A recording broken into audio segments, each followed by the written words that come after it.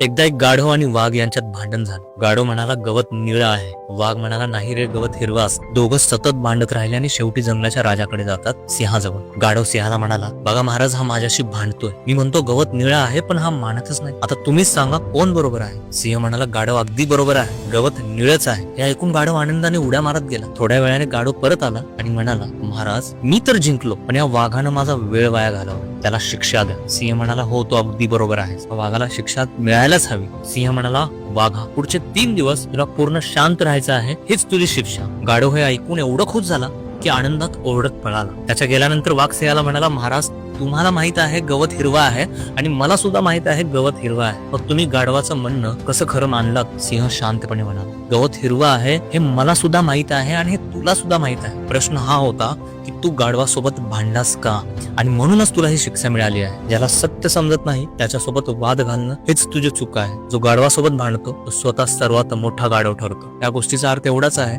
की जगात बरेच हट्टी लोक असतात. जर तू त्यांच्याशी वाद घालशील तर शेवटी तूही त्यांच्याच श्रेणीत जमा होशील. गाढवासोबत वाद जिंकून काहीच मिळत नाही, पण स्वतःची ओळख हरवते.